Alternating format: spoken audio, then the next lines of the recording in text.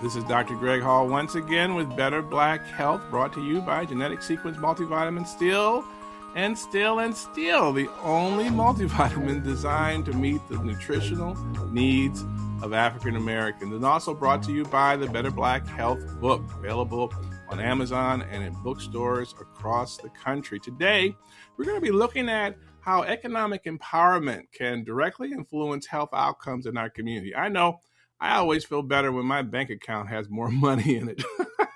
My father was always happy when he had money, and he was very unhappy when he didn't. So it's related to our health, our financial independence, our investments. All those things are related to our health. Our guest today, Will McCoy, a serial entrepreneur and capital strategist and the co-founder of Kurudy. Is that I'm saying that right? Of Kurudy. You said it absolutely excellent. Right. Kurudy, a reward-based crowdfunding platform connecting the global African diaspora with creators, entrepreneurs, and impact projects across Africa. So through Kurudy and Kurudy Capital, Will is working to turn the billions of dollars flowing through remittances and global goodwill into structured investments that create sustainable businesses and generational, hopefully multi-generational wealth. We struggle with daggone multi-generational wealth a lot of times because the stuff is stacked against us. Multiple successful ventures, Will has raised over $2 million as the founder of Kurudy, and he brings both entrepreneurial experience and global vision for what he calls Africa Rising. Boy, isn't that something, right? Today, we'll talk about how community investment models, diaspora capital, and innovative funding platforms can help support health initiatives and wellness entrepreneurship in our Black community. Welcome to Better Black Health, Will McCoy. Thank you, Dr. Hall, for having me on the show. This has been great. I really appreciate it. Appreciate it. So now, what is crowdfunding? Tell us about Kurudy, why you did it, and a lot of these things, capital strategist, crowdfunding.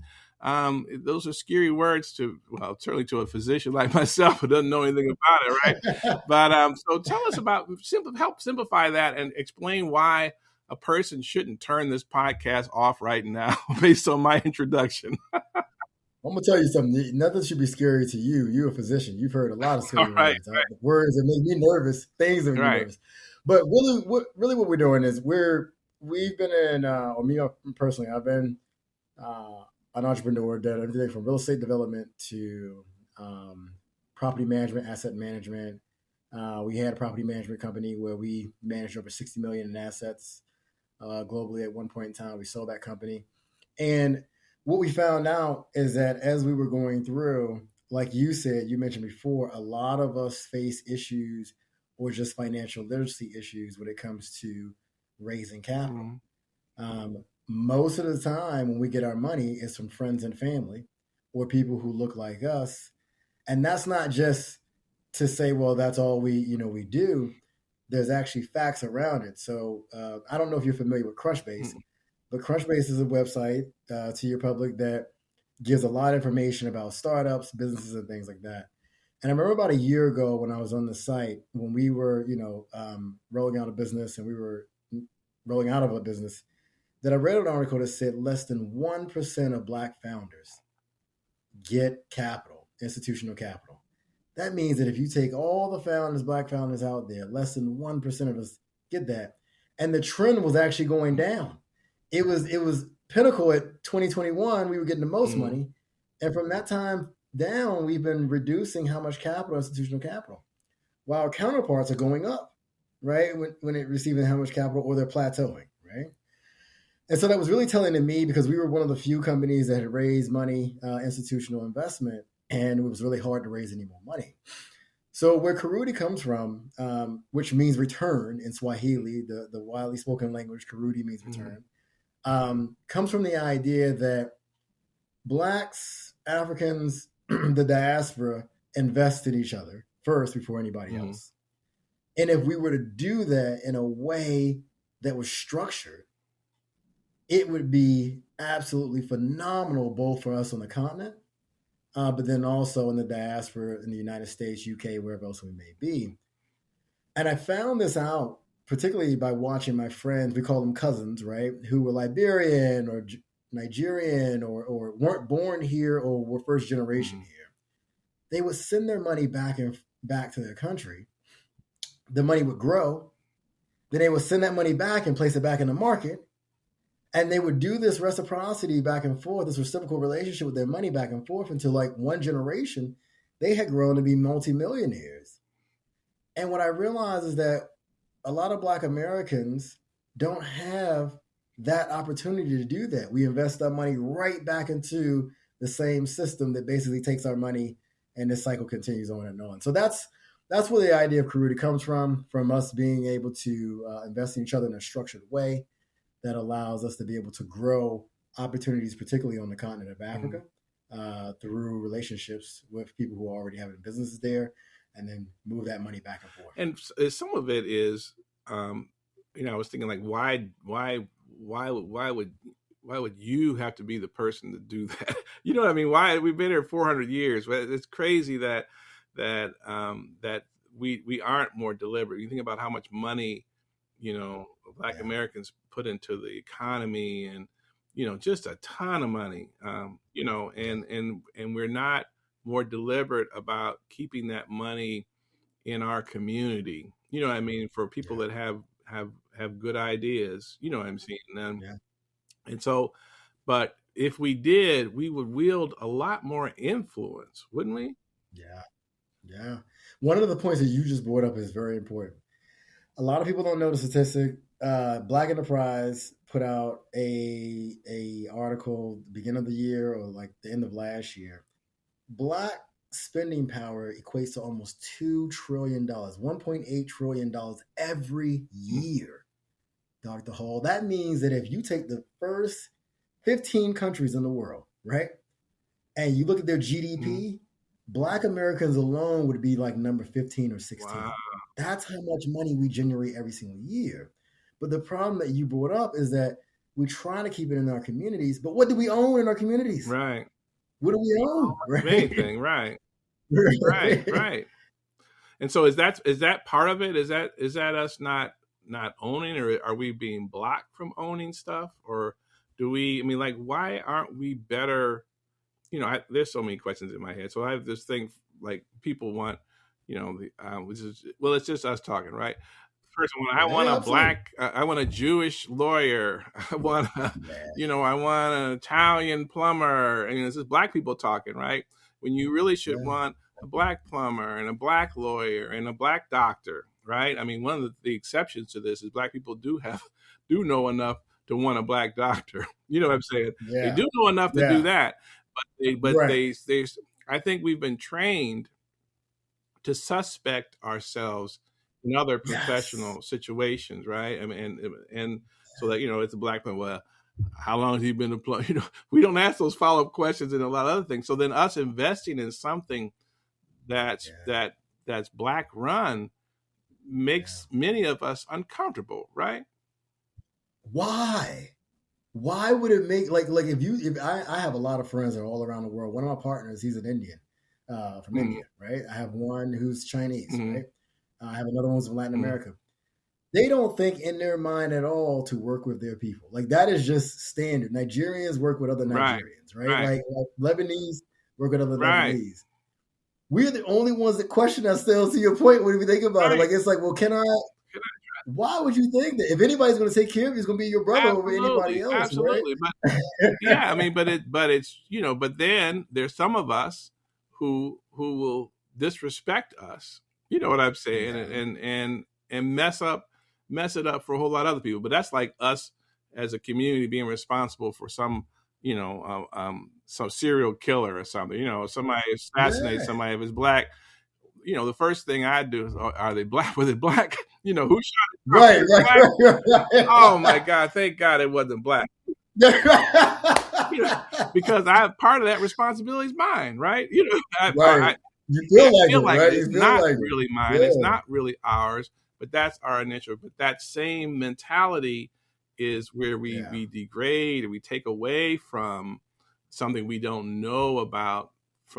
If we're behind it, and Tim Goler's book, Liberated Mind, which I'm halfway through, really talks about how we've been trained. I've been trained to think a certain way, and not because we are less than, or not because we messed stuff up, but because it's been a part of a master plan to keep us exactly where we've been, right? You said it. You said it. You hit it on the head. A lot of it is a master plan. It's you and I talking, right? And other people will hear it, but I no longer hold back. I used to be like, well, try to give things the benefit of the doubt. And a lot of it comes from us being like, okay, well, they say that the further blacks go up, the wealth ladder, the more susceptible they are to essentially like throwing their brothers and sisters under the bus and working with them less and less because they feel like they have more to lose if something happens, right? Whereas if they're, lower the success ladder. But again, our counterparts don't view it that way, right? Like they work with each other. They'll stand behind each other. I'll give you an example. I've watched auto dealers, right? We're in Michigan right this minute, and there's a lot of auto dealers everywhere. Per capita, I mean, there's probably more auto dealers than anywhere. Right. So that you would think to themselves it would be like a lot of fighting, right? But they don't. They all know each other. They all vacation with each other. They all work together. Now they may not like each other, right, on paper, right, like outside of it, right? But when it comes to business, they all understand the assignment, right? And so you look at what they do when they're in a group. They say to themselves, "We must work together in order to get these things done. Not anybody else. We cannot depend on anybody else. If there's any other dealer, we must be integrated." And so I think what you have alluded to is that there needs to be a mindset change for us as far as looking at our brothers and sisters and saying, instead of being super skeptical and saying, well, I don't think they're going to make it, hence I'm not going to invest. Or what have they done that's so much better, exceptionalism, be more so like what it really is. And when you're a venture capital, I can give you, for example, being an LP at one point in time. If you are in venture capital, it's a numbers game. You get as many, ideas and things as you possibly can because you think you play the numbers. One out of that 100 or 1,000 will potentially make it. And when it makes it, it'll make it big. It'll be an Uber, it'll be a SpaceX, it'll be something like that.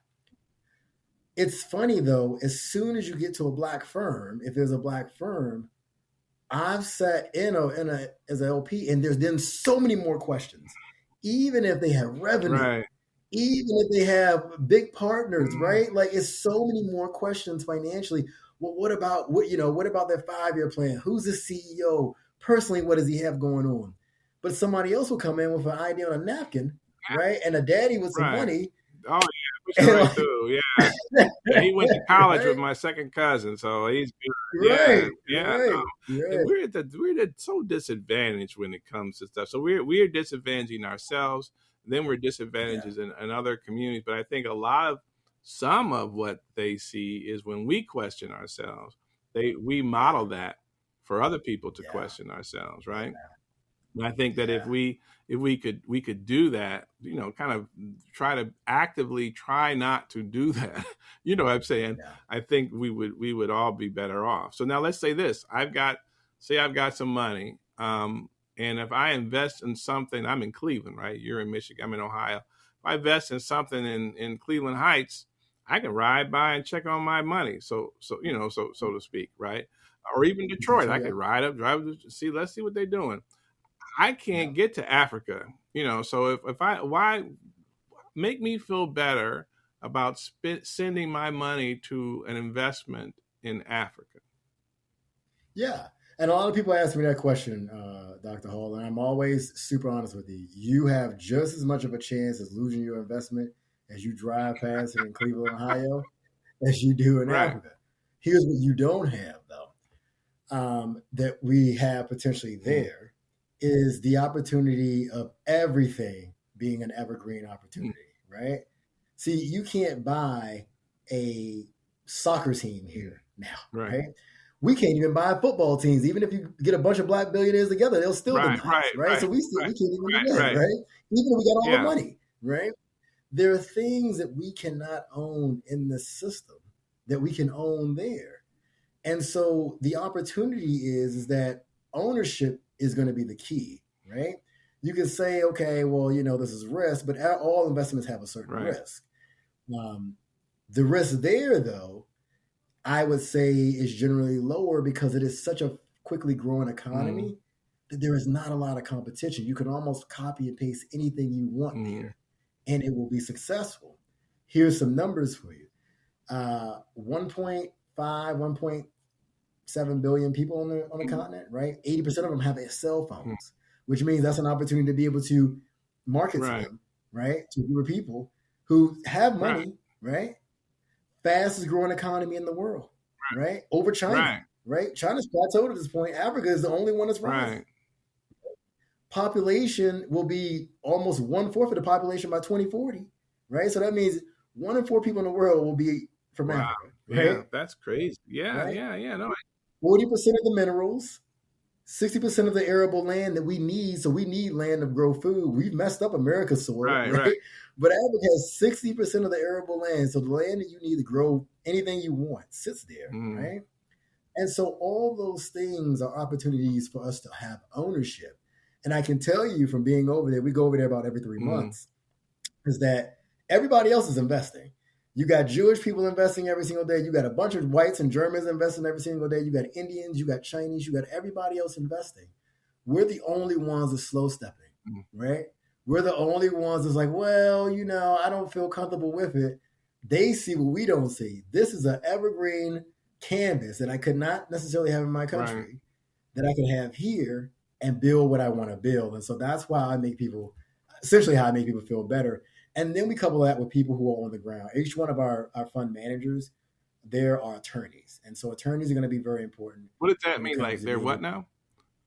Fund managers. So anybody who invests in one of the funds or one of the companies that we have in our portfolio, the managers are not just managers that, go to a small training. They're actually attorneys. Oh, attorneys in that country. Yep. Because they're going to be super important as far as the regulation, because a lot of these things they don't have a lot of regulation right this minute.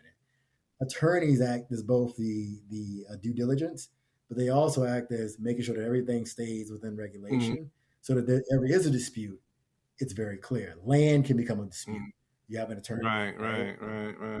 And then the last thing we do is we always couple that with working with the ministries there. So every country that we go into in Africa, we don't just jump in and say, okay, we're going to get started. We meet with the ministers of that country first, let them know what we're doing, because you need that backup. And that backup will typically stay even across different administrations, because you're bringing investment to the country, and all of them want that.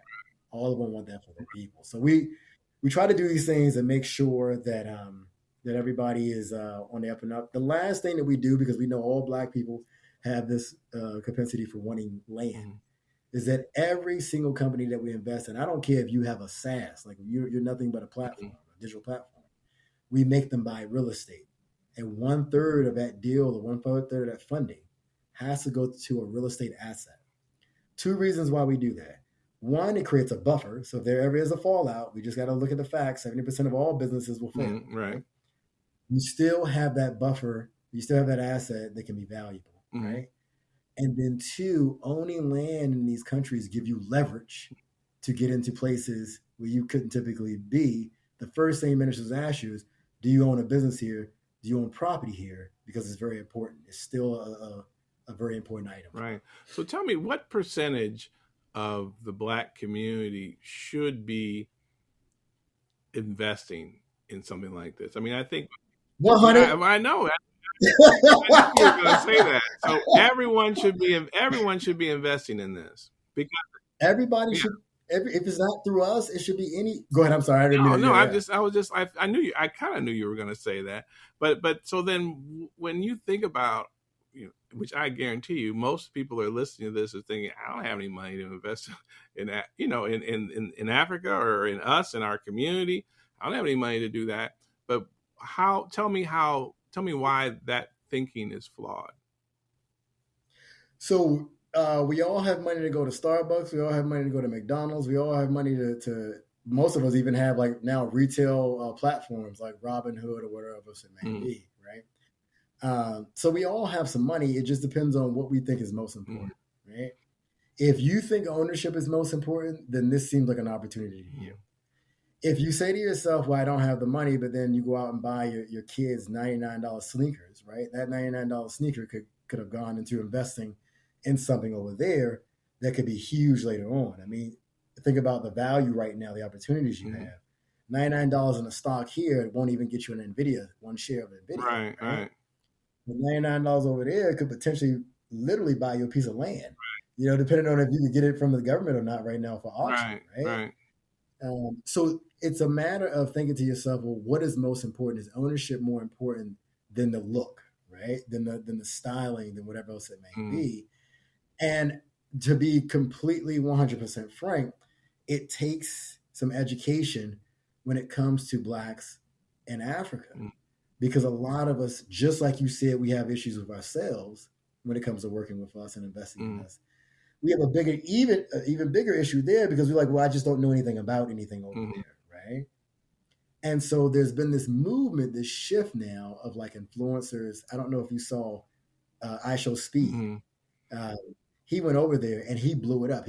Africa was like, he did more PR than Africa has been able to do in the last 200 years because he showed everybody realities of Africa. He was in Ethiopia and people were like, I didn't know Ethiopia had, it's cleaner than the US, it's cleaner than Europe, right? Like, I didn't know Rwanda looked like this or whatever else it may be. And so it is an education of there. And now people want to understand, well, how do I get there and how do I invest, right?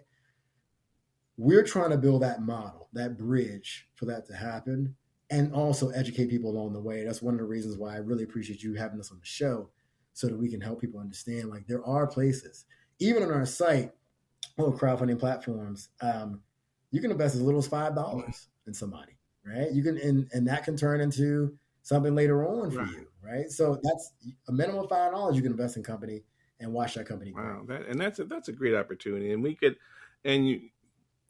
that's not a lot of money. You know what I'm saying? And so it's like when someone's struggling, when they say, which they do, they say you should save, have a savings, put an X amount into your savings account. When people think about how much they pay in credit card interest, I mean, we pay, I know African American, some of that $1.8 trillion is credit card interest. I mean, we get nothing, right? We get nothing back. And so I think it's as teaching our younger ones that part of the process is not, maybe don't open that credit card offer.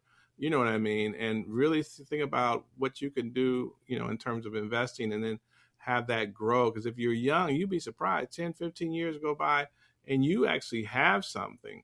And you would contend that, you guys are doing all the work. You're making sure it's safe. You're making sure it grows. You're making sure, as best you can.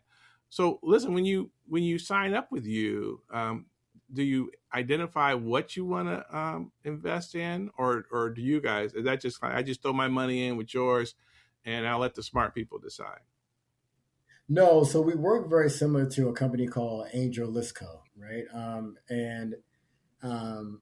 We give you sectors that you may appreciate. So one, like for example, you may appreciate healthcare and medtech. That may be something that's very interesting to you. But I don't know. You may want agriculture, right? And so there are sectors that you can look at, and then you can invest directly into that company. It's not more like a mutual where you just kind of put the money out there and we just kind of do it for you. You say, look, I'm really liking this company. You get to see the profile of them. You get to say, okay, well, I really like what they're doing in this portfolio. I think they have a chance. It aligns with what my values are. And then what we do is we set up the SPVs and all the framework to be able to invest in that company. And then we release the money in milestones. One of the first things they have to do is go buy that property, because no matter what happens, right, we want your investment to at least be tied to a physical asset. Yeah, right. And then we release the other funding through milestones as they start to reach their goals. And that's different than what most venture capital funds do. I mean, they're playing with a lot more money than we are, but I also understand my people and how they view things. And so we want to make sure that they are very, very secure about what's happening, because again, a lot of us are not so far removed from whatever. I mean, I got cousins who still, live in really rough neighborhoods, right? So we're not so far removed that we can just throw money around and be like, X, Y, Z. And so we try to make sure that money is funneled to companies in a way and then it's backed up by assets so that there is some security in the event of a fall. Right. So what sort of insurance, as you mentioned that, what sort of insurance does a person have that invests with you? I mean, is there any sort of insurance? I mean, is there, you know what I'm saying? You know what I'm trying to say?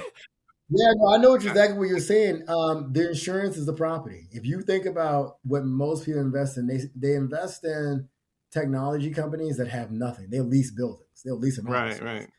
Well, they say that the asset is the SaaS or whatever, or the platform. But I mean, how much can you really sell that for, right? Like, I mean, you're really selling the people inside of it to another company. I can tell you from personal experience. With us, I'll give you an example of a insurance that we have tried to create through this asset base. Let's say it is a technology company, and let's say that we give them $100,000, right? $30,000 will have to go to a property, right? And then the 60 will go to, CapEx or whatever else they may have, right? In the event that that company has a shutdown and everything gets rolled to, maybe the company itself gets rolled down to like 90% of its value, right? So it's like 10% value at this point, right? 10% of its value.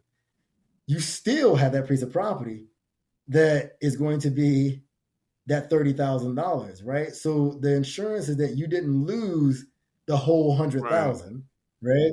You lost 60,000. You may still have 40,000 left. Does that make sense? It does make sense.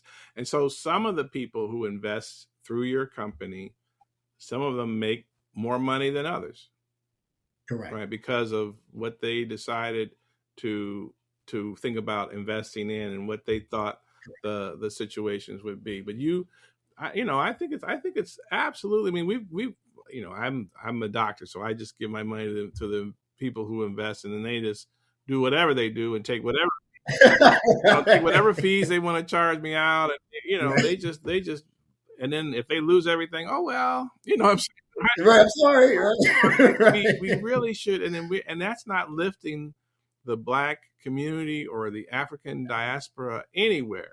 The investments that I have, right? My 401k is not lifting anything, and you would contend that what you're talking about would have a better long range outcome, better long range profit, it'd be a better short, intermediate, and long range investment than my current 401k, right?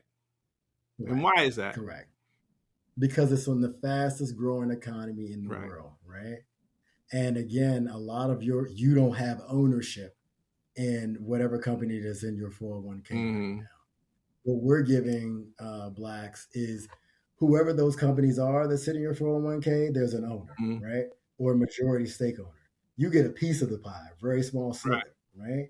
What we're saying is, let's now give our people the ownership and let other people create 401ks based on this, right? Let other people create 401ks based on us.